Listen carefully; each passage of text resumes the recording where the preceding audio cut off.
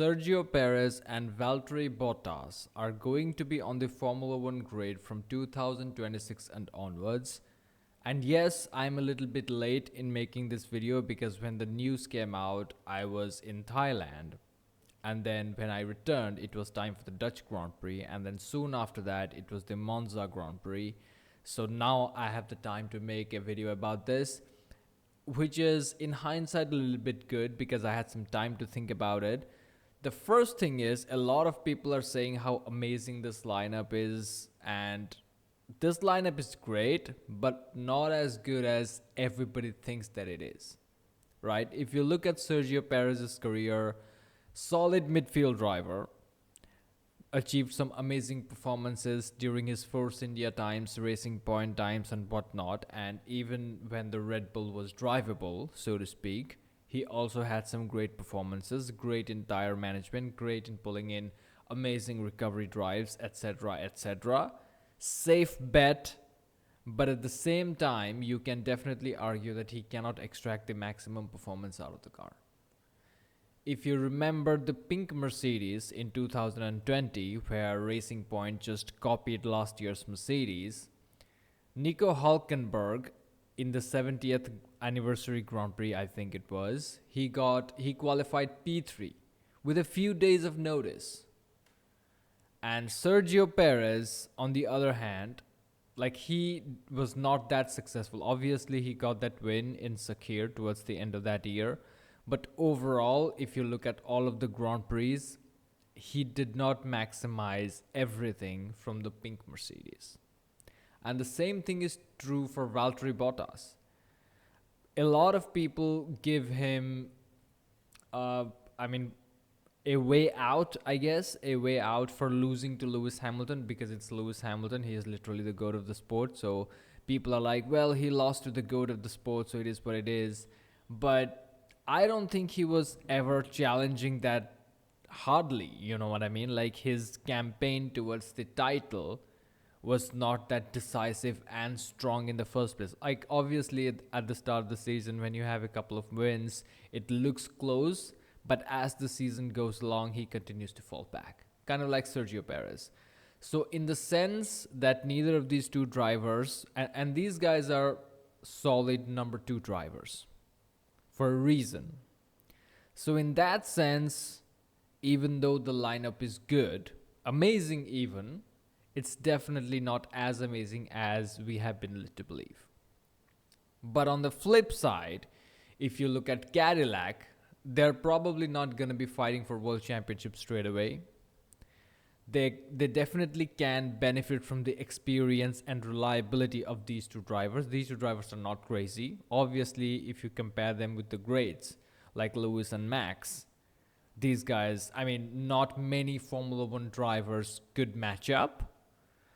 So in a way, these guys are reliable, they get good results, and if the car is strong on a particular type of track, they can maximize results, especially in midfields. Sergio Perez in particular, I think he's going to be better than Valtteri Bottas, especially when it comes to midfield scraps and tire management and that sort of thing. Valtteri Bottas, although he is better in one-lap pace, I would give him the one-lap pace advantage over Sergio Perez. He is not that good in race pace management and execution.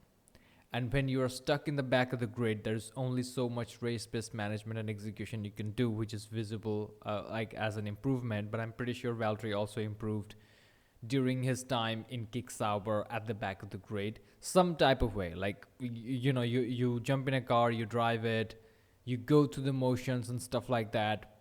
And he had, I think, a decent qualifying result at the final race or something like that in Abu Dhabi last year, if I'm not wrong. Overall, from the perspective of Cadillac, they need these two guys to get stability, to get good feedback. They bring their experience from top teams. Valtteri Bottas has access to Mercedes Simulator and knows a thing or two about how engines are designed, developed, and integrated. He has been a part of a team that has been monumentally successful, and that's an understatement in the turbo hybrid era. Same with Sergio Perez, who knows how a championship-winning team works. In the ground effect era, Red Bull dominated, and Checo was a part of that. So obviously, from an experience standpoint, these two guys are extremely valuable. But I think, and when I say I think, I mean I know, that after a couple of years, you can definitely see one or both of these two guys get dropped, especially if Cadillac shows up with a very nice car.